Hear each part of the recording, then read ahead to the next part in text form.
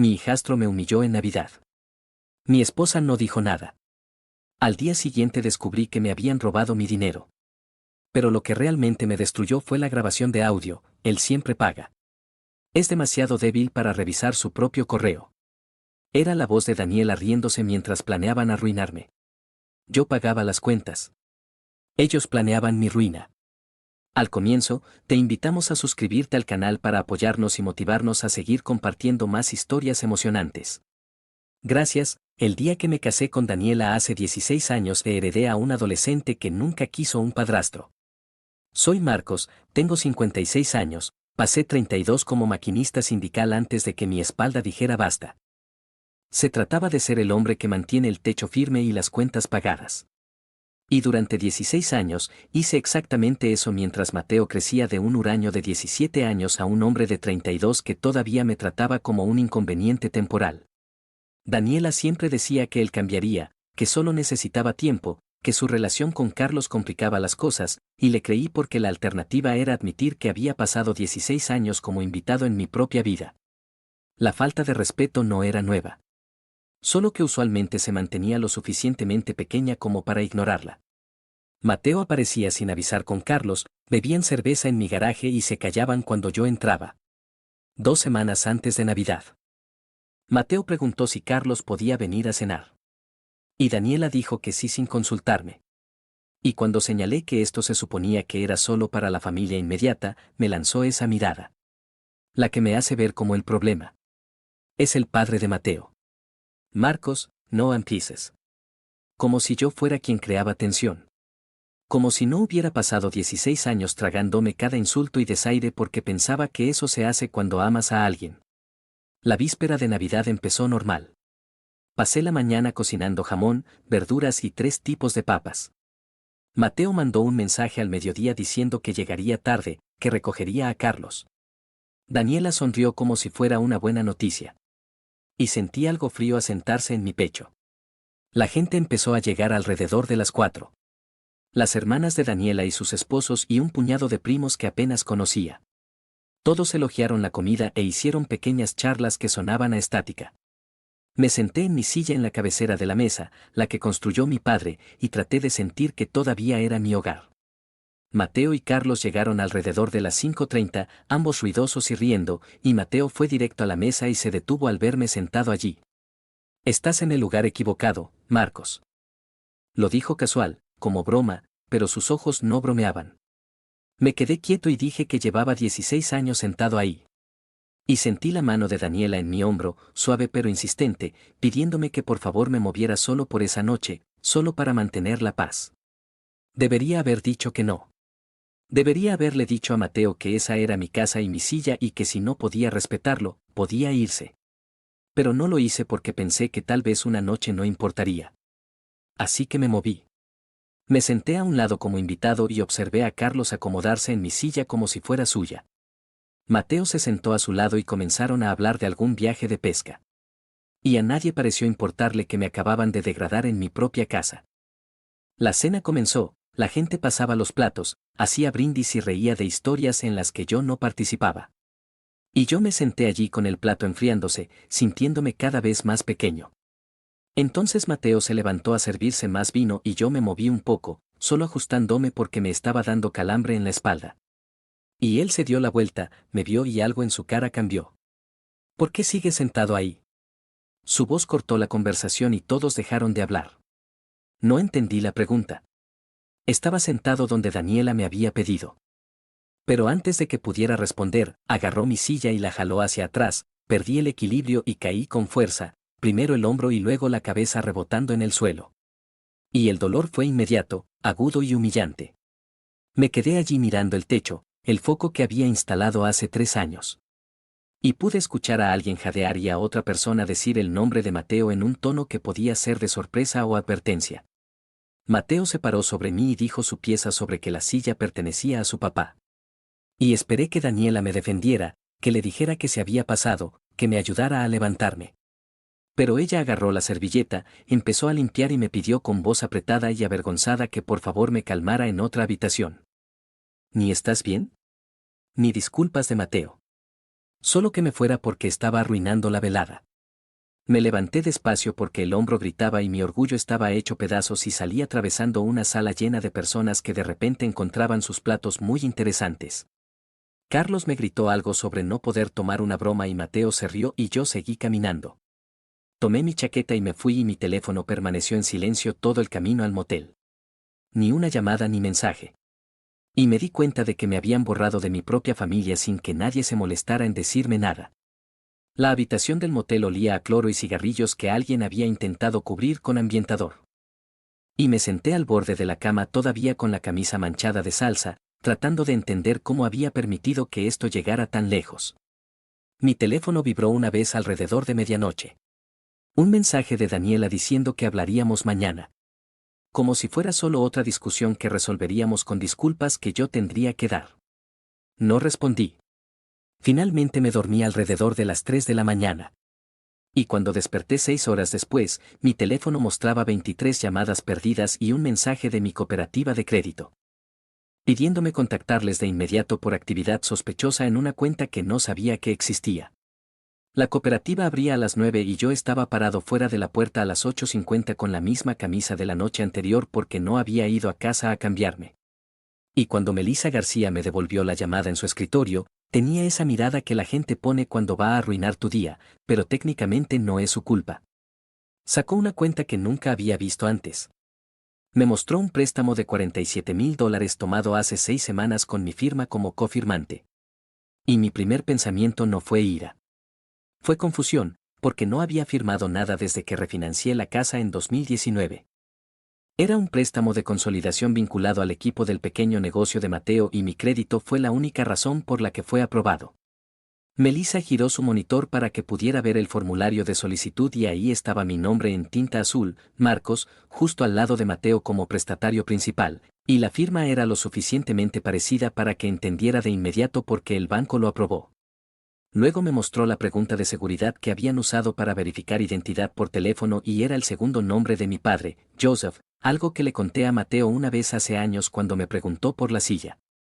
Lo recordó, guardó esa información y la usó para robar $47,000 y el préstamo ya tenía 30 días de retraso.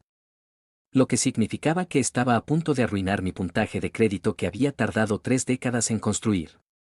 Me senté en esa silla tratando de procesar lo que esto significaba. Que la humillación de la víspera de Navidad no había sido el final de algo. Había sido el comienzo.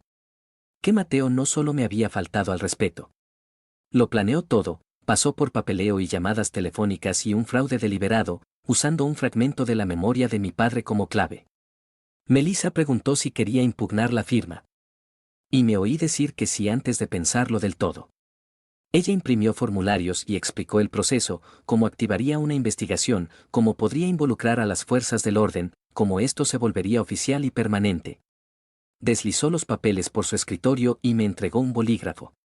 Lo sostuve durante un largo momento, pensando en lo que significaba firmar, qué significaba elegir la verdad por encima de la familia, elegir mi nombre por encima del futuro de Mateo, elegir dejar de absorber daño. Firmé el informe de fraude y lo feché el 26 de diciembre. Melissa hizo copias y me dijo que alguien se pondría en contacto conmigo dentro de 72 horas. Salí de esa cooperativa de crédito sabiendo que acababa de declarar la guerra a mi propio hijastro. Mi teléfono había estado vibrando toda la mañana, pero lo había ignorado. Y cuando por fin lo revisé, había mensajes de Daniela preguntando dónde estaba, preguntando por qué estaba siendo dramático, preguntando si de verdad iba a arruinar la Navidad por una silla. Ni una palabra sobre el empujón, ni un solo reconocimiento de que quizá Mateo había cruzado la línea. También había 3 mensajes de Mateo. Todos con ese tono casual falso que la gente usa cuando sabe que metió la pata pero no lo admite. El segundo decía, siempre has sido tranquilo con estas cosas. No cambies ahora. Los leí 2 veces y sentí que algo se desplazaba en mi pecho. Esa claridad fría de que 16 años de ser tranquilo con las cosas le habían enseñado a Mateo que yo siempre sería así. Que no había consecuencia demasiado grande para que yo la absorbiera. Mi amigo Guillermo Cortés me miró una sola vez y dijo, esto no es un drama familiar, Marcos. Es un plan. Sacó su teléfono y me mostró cómo respaldar mensajes en la nube, cómo crear un rastro documental que no pudiera borrarse. Pasé el resto del día documentándolo todo, y el patrón fue evidente en cuanto lo busqué. Mateo había estado recopilando información durante meses, haciendo preguntas casuales sobre mi puntaje de crédito y mis hábitos bancarios, y yo había respondido porque pensaba que estábamos construyendo una relación cuando en realidad me estaba midiendo para robarme. Mi teléfono sonó alrededor de las 4 y era Daniela. Antes de que pudiera decir hola, lanzó un discurso sobre cómo la había avergonzado al irme, cómo sus hermanas estaban haciendo preguntas, cómo Mateo se sentía fatal. La dejé terminar y luego le pregunté por el préstamo. Le dije que el banco me había llamado por una deuda de $47,000 que yo no sabía que existía. El silencio al otro lado duró tanto que pensé que se había cortado la llamada. Cuando por fin habló, su voz había cambiado. Se había vuelto más pequeña. Y preguntó cómo me había enterado. No qué préstamo, no, eso es imposible. Solo, cómo me enteré. Lo que significaba que ella lo sabía. Intentó explicarlo con esa avalancha de palabras que la gente usa cuando la descubren. Dijo que Mateo estaba desesperado. Dijo que necesitaba el dinero para salvar su negocio. Dijo que ella le había dicho que estaba mal, pero que él insistió en que yo nunca lo notaría porque los pagos estaban configurados automáticamente desde una cuenta que ella había abierto a mi nombre. La cuenta era nueva, sin papel, y Daniela había estado interceptando el correo. Cuando le pregunté cómo había conseguido mi firma, admitió que había practicado copiarla. Dijo que solo le había tomado unos cuantos intentos. Dijo que lo había hecho para proteger a nuestra familia porque el fracaso del negocio de Mateo lo habría devastado. Admitió que estaba aterrada de que Mateo se desmoronara y aún más aterrada de enfrentar a Carlos. Le pregunté por qué no me había pedido el dinero y dijo que porque yo habría dicho que no. Marcos, siempre dices que no cuando se trata de Mateo. Y me di cuenta de que ella sabía que yo diría que no y había decidido que mi opinión no importaba lo suficiente como para siquiera preguntar. Me dijo que no hiciera nada precipitado. Dijo que si simplemente volvía a casa, lo arreglaríamos. Y le dije que ya había presentado un informe por fraude y que el banco estaba investigando. Aspiró el aire y preguntó si entendía lo que eso significaba, si sabía que estaba destruyendo la vida de Mateo, y le dije que él había destruido la mía primero y colgué. El detective llamó 2 días después, un tipo llamado Mendoza que me pidió que fuera a la comisaría con toda la documentación que tuviera. Llegué con una carpeta llena de estados de cuenta bancarios y capturas de pantalla. Mendoza revisó todo metódicamente, comparando firmas, verificando fechas, y después de 20 minutos se recostó y dijo que la firma era obviamente falsificada. Que esto pasaría a la Fiscalía del Distrito. Preguntó si quería presentar cargos, y dije que sí sin dudarlo. La gente piensa que el fraude es algo de cuello blanco, pero lo que hizo tu hijastro fue robar tu identidad y la memoria de tu padre para financiar lo que no podía permitirse. Y eso no es un asunto familiar. Es un delito. Me dio un número de caso y me dijo que me preparara para la resistencia, y salí sintiéndome más ligero y más pesado al mismo tiempo. Esa noche, me senté en la habitación del motel escuchando cómo mi buzón de voz se llenaba de mensajes de la familia de Daniela diciéndome que estaba destrozando a la familia. Mateo dejó un mensaje, con la voz tensa de rabia. Diciendo, yo siempre había pagado las cosas antes. Ese era el trato. Yo pagaba y él me toleraba.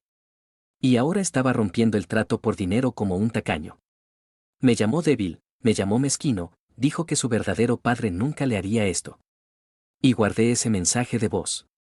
Luego hubo uno de Carlos, con una voz calmada de una manera que se sentía como una amenaza, diciendo que debía pensar muy cuidadosamente en lo que estaba haciendo, que las familias se protegen entre sí. No borré nada y respaldé todo 2 veces. Y entonces mi teléfono vibró. Con un mensaje de la hermana de Daniela, Rebeca, alguien con quien casi no hablaba, y el mensaje solo decía, necesitas oír esto. Con un archivo de audio adjunto. Casi no lo escucho, pero algo me hizo presionar reproducir. El audio estaba rasposo, como si se hubiera grabado desde otra habitación, y primero escuché la voz de Mateo diciendo, pagará por ello. Siempre lo hace. Y luego Daniela diciendo, ¿pero y si revisa la cuenta? Y Mateo riendo y diciendo, no lo hará, mamá. El tipo es demasiado débil como para siquiera mirar su propio correo. Podríamos hacer esto 3 veces más antes de que se diera cuenta. Había más sobre lo conveniente que yo era, sobre lo fácil que era manipularme. Sobre cómo planearon una confrontación en Navidad para sacudirme antes de que venciera el primer pago del préstamo, para que yo estuviera demasiado emocional como para pensar con claridad si lo descubría.